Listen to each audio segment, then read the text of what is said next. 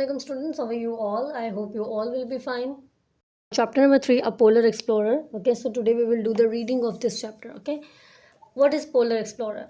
A polar explorer is like someone who explore the Arctic and like Antarctic regions, like undertaking dangerous expeditions to study and map these extreme uh, environments. So they face harsh conditions like such as cold, like extreme cold, ice, and strong wind. Okay, so let's start the reading.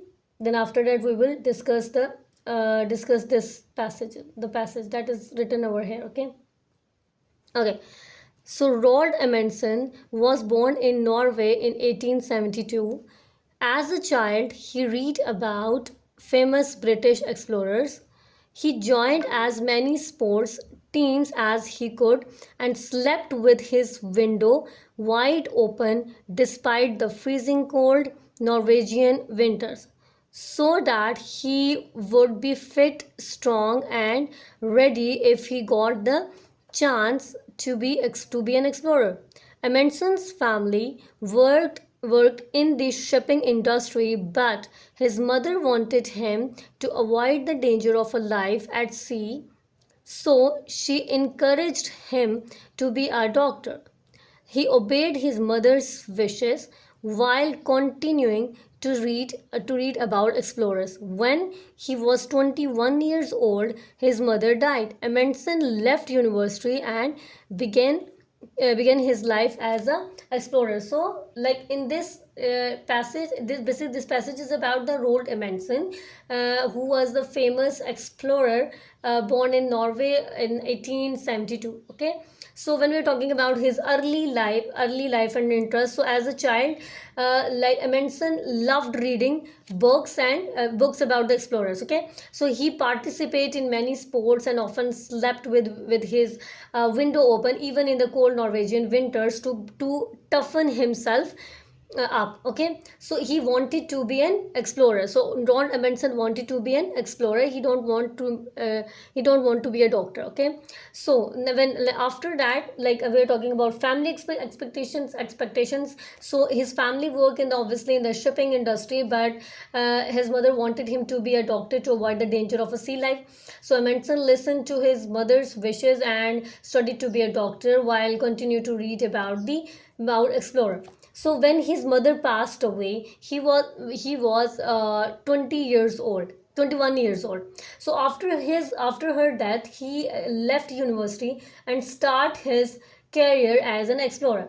So basically this passage like also mentions like this also mentions some Amundsen achievements on the in this blog. So but the main focus is here is on his early life and how he become an explorer. Okay, so what we have learned here, like Amundsen was a part of a, like if I'm talking about the next one.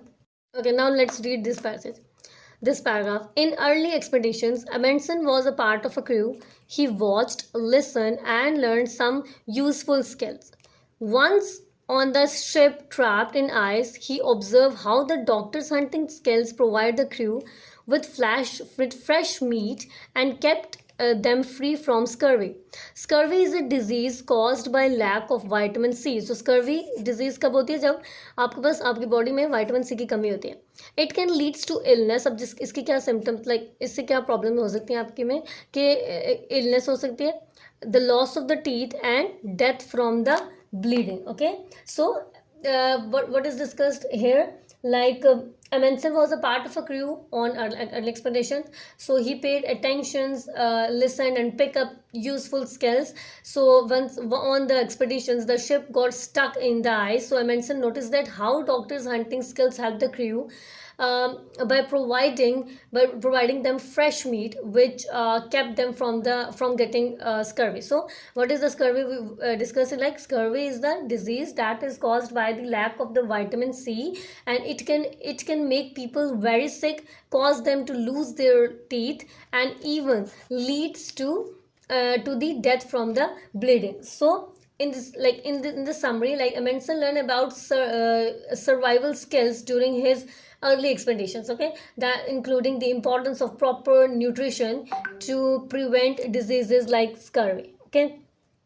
So in this paragraph what we have discussed here, like Ron Amundsen was born in Norway in 1872. As a child he was fascinating by the British explorer and dreamed of becoming an explorer himself.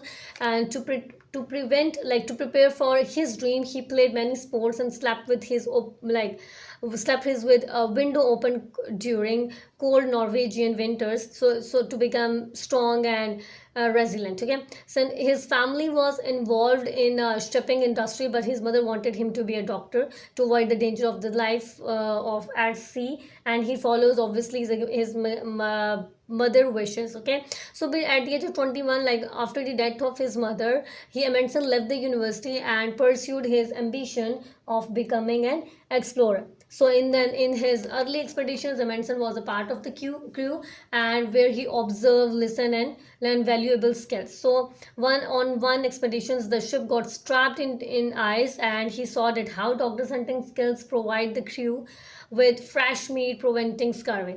So what is scurvy that we have discussed it here? Scurvy is a disease that is caused by the lack of the vitamin C and leading to the illness, loss of teeth, and potentially death from bleeding. When he was 28 years old, Amundsen became the leader of expeditions with his own ship, Joa. The ship is still displayed at the Farm Museum in Oslo. Okay, so like Roald Amundsen was a Norwegian explorer, so who led many expeditions in their Arctic, and he became famous for leading the first successful expeditions in the North Pole in 1926. So however his journey was not easy, okay. So in 1903 into 1906, Amundsen took a crew of 6 men on Joa on an expedition to find a route from the Northwest Passage.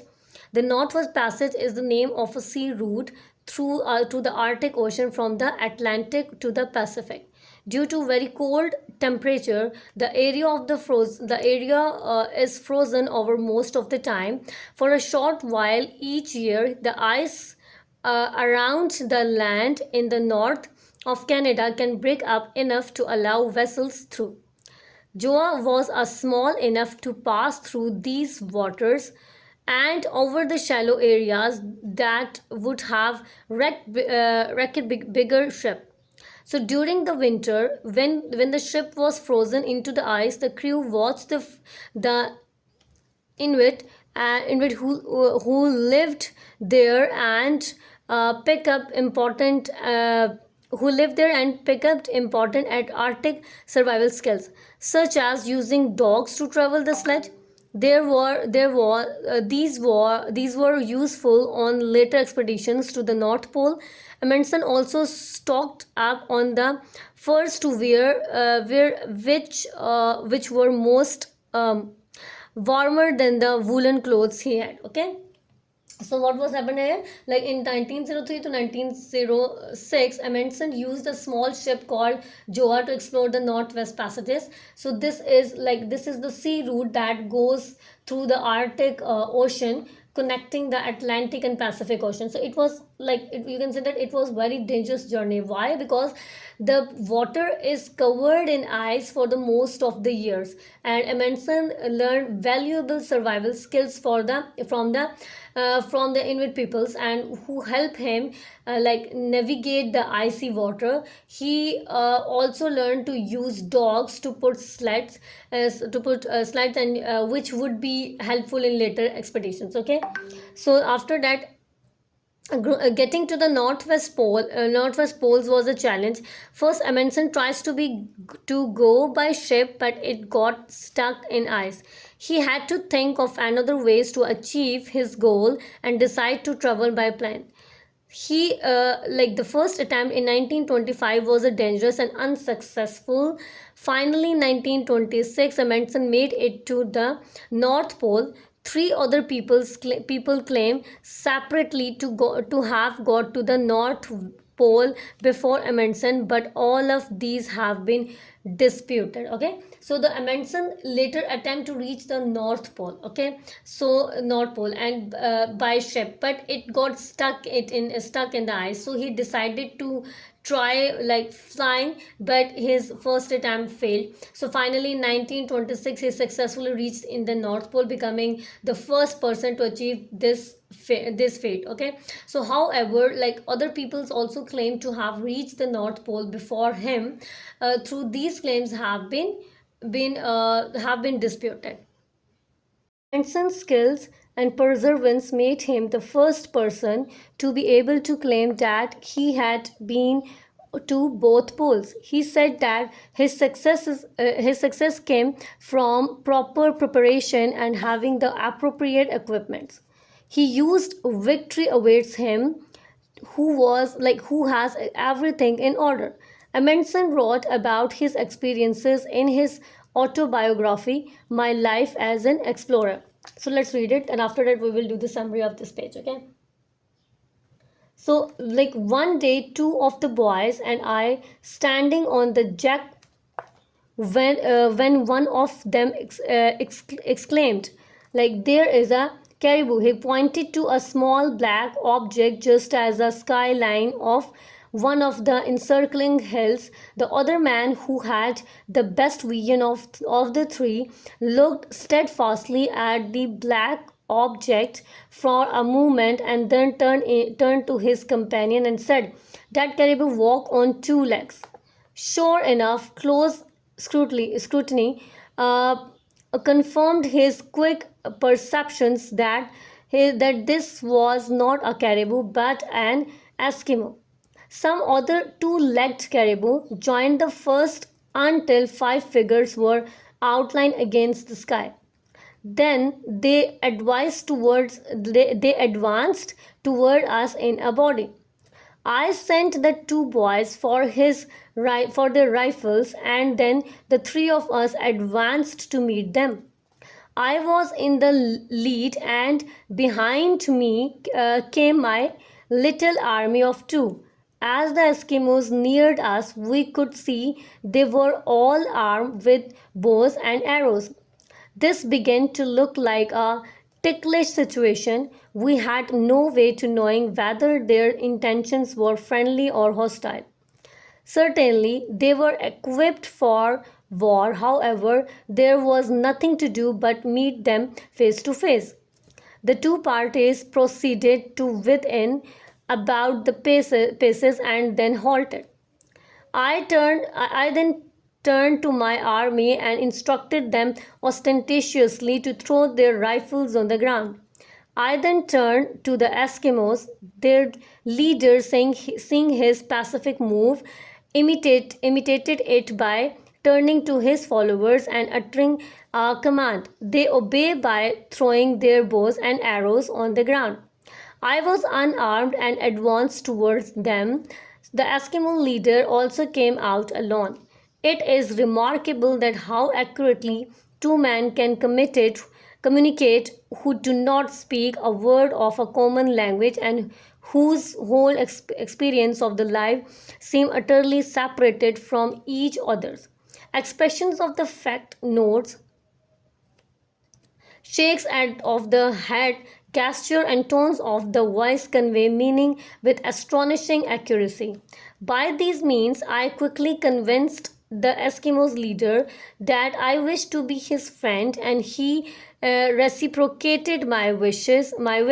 Soon we were all friendly, and I invited them down to our ship. In June 1928, aged 55, Amundsen was traveling in the plane on a rescue mission when it disappeared. Amundsen and the rest of the crew will never see again. So what is written here, like the passage describes an encounter between the explorer Amundsen and some Eskimos. The Eskimos are like initially mistaken for the caribou, but Amundsen quickly realized that they are human, and the two groups approach each other cautiously and ensure of each other's intentions. So Amundsen, however, uses a gesture of peace by dropping his rifle to the ground, and the Eskimos follow suit. So the passage then goes on to appraise the ability of human to communicate across like culture boundaries even without a common language. So it concludes like with a brief mention of Amundsen's disappearance and the plane crash in 1928. So this is the end of the this rating. So I hope you will get the points, and thank you so much.